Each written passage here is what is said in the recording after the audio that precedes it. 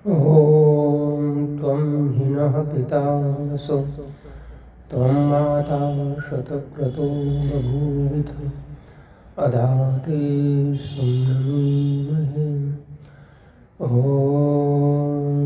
तद्विष्णुं परमं पदं सदा पश्यन्ति सूरयः दिवीव चक्षुराततम्। ॐ त्वं हिनः पिता वसो त्वं माता शतक्रतो बभूविथ अधाते सुम्नमीमहे। ॐ यो भूतं च भव्यं च सर्वं यश्चाधितिष्ठति स्वर्यस्य च केवलं तस्मै ज्येष्ठाय ब्रह्मणे नमः। तस्मै ज्येष्ठाय ब्रह्मणे नमः। ॐ शान्ति शान्ति शान्तिः। आप आध्यात्म से ओतप्रोत भजनों को श्रवण कर रहे थे। पंडित योगेश दत्त जी आर्य के द्वारा हमारे वैदिक साहित्य में स्वाध्याय को बहुत ऊंचा स्थान प्रदान किया गया है और हम स्वाध्याय के द्वारा ही अपने जीवन में परिवर्तन ला सकते हैं। महर्षि पतंजलि सूत्र देते हैं तपास्वाध्येश्वर ईश्वर प्रणिधानाय क्रिया योगा। ये तप स्वाध्याय ईश्वर प्रणिधान ये क्रिया योग है। इस क्रिया योग का अर्थ होता है योग के साधन और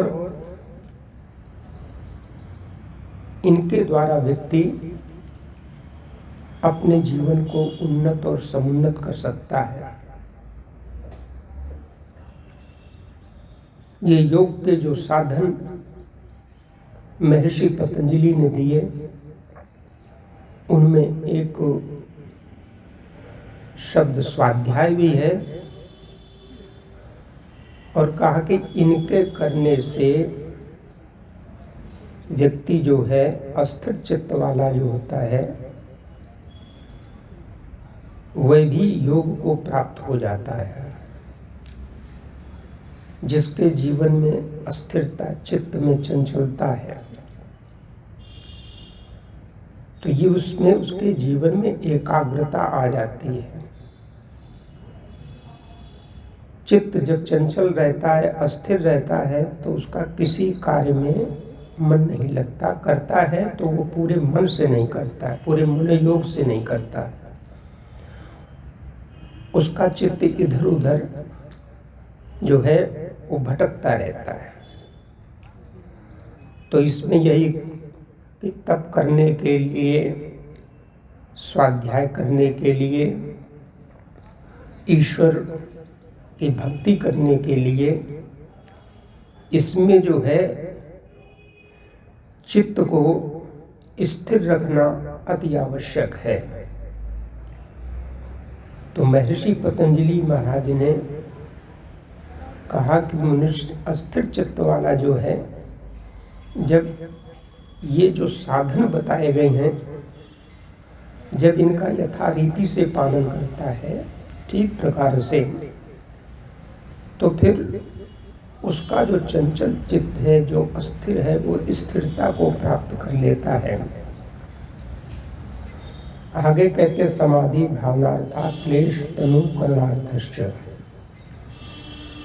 ये जो ऊपर का जो उक्त क्रिया योग है महर्षि पतंजलि कहते हैं इससे समाधि की सिद्धि होती है। समाधि भावनार्था क्लेश तनु करणार्थश्च।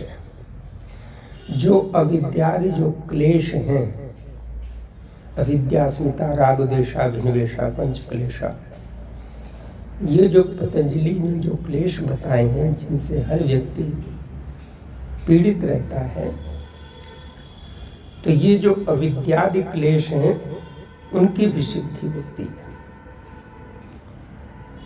तो ये भी जो है, जहाँ समाधि की सिद्धि वहाँ ये अविद्यादि क्लेशों को दूर करने की जो सिद्धि है वो भी मनुष्य प्राप्त करता है, और उसमें जो है स्वाध्याय को भी एक साधन के रूप में ही रखा गया है।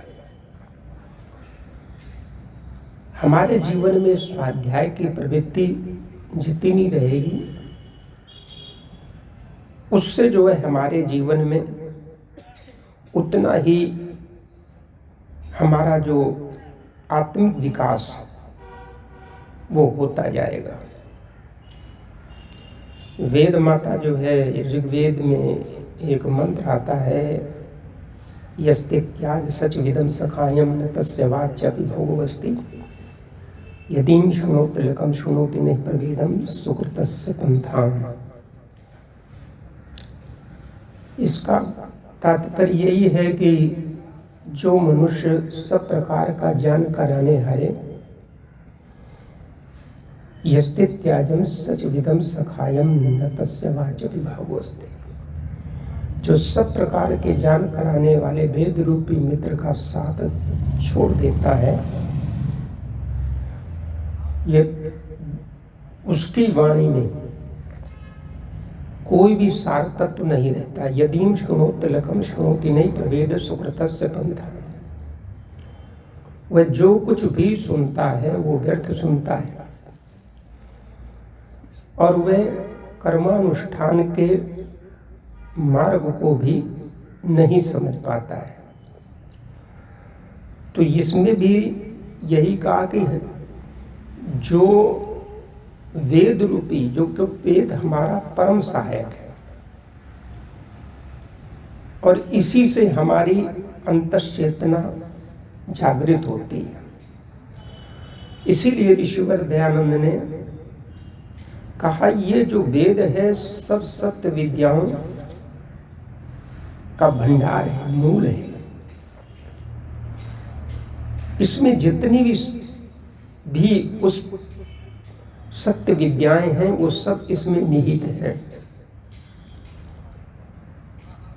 ऋषि दयानंद के ही काल में कुछ ऐसे लोग हुए जो ऋषि के साथ में समझौता करना चाहते थे, और वो ये चाहते थे कि हमारी जो संस्था है वो आपके साथ में मिल जाए।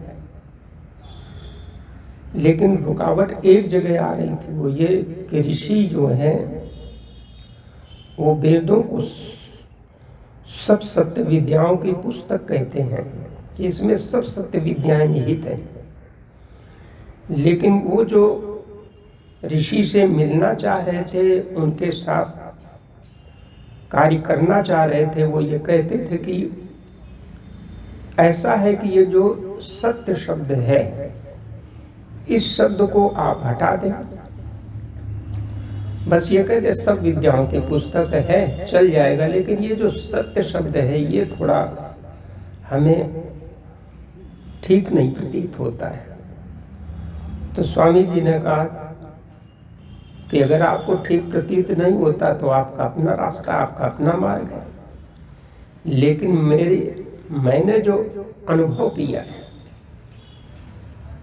जो हमने प्रत्यक्ष किया है, उस दृष्टि से परमात्मा, तो ये जो परमात्मा का दिया ज्ञान है वेद, ये सब सत्य विद्याओं का पुस्तक है। इसमें सभी सत्य विद्याएं हैं। इसीलिए ऋषि ने इसको पढ़ना जो है सभी आर्यों के लिए इसको परम धर्म बताया है। ऋषि और भी ग्रंथों को कह सकते थे कि इनको पढ़ो, ये सब धर्म, ये भी परम धर्म है। गीता को भी कह सकते थे, उपनिषद ब्राह्मण ग्रंथों को भी कह सकते थे, और भी बहुत सारे ग्रंथ हैं उनको भी परम धर्म कह सकते थे। हाँ, ये ठीक है कि गीता पढ़ना भी जो है वो धर्म है, महाभारत का स्वाध्याय करना भी धर्म है, रामायण पढ़ना भी धर्म है, लेकिन वेद जो है वो धर्म नहीं, वो तो परम धर्म ऋषि कहते हैं, ये तो परम धर्म है।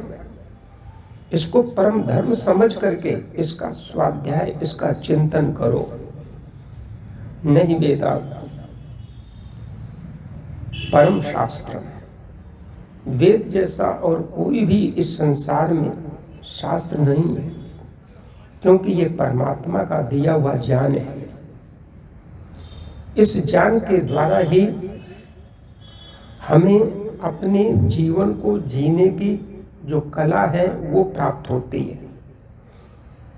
हमारे अपने परिवार के लिए, समाज के लिए, राष्ट्र के लिए, विश्व की मानवता के लिए, संपूर्ण मानवता के लिए हमारा क्या कर्तव्य बनता है, इन सब का जो है उल्लेख वेदों में किया गया है।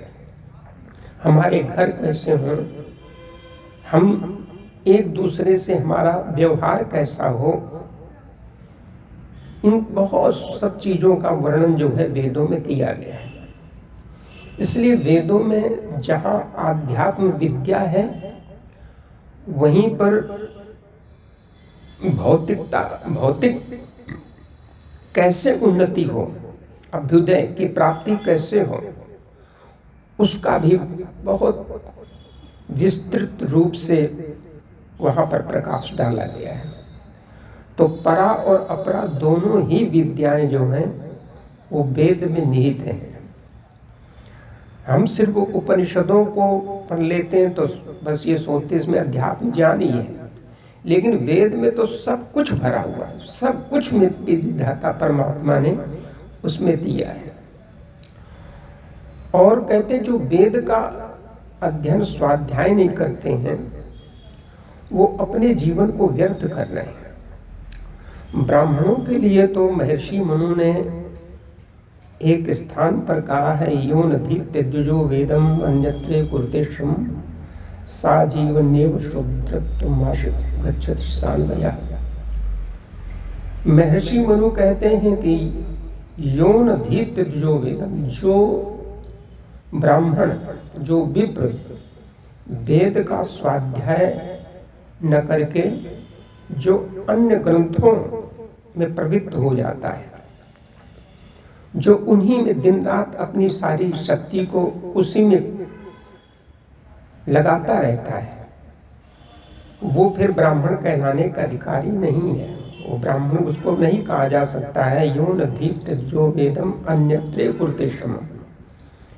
वो अपने तो जीवन काल में ही अपने समस्त परिवार के साथ में ही शूद्रत्व को प्राप्त हो जाता है।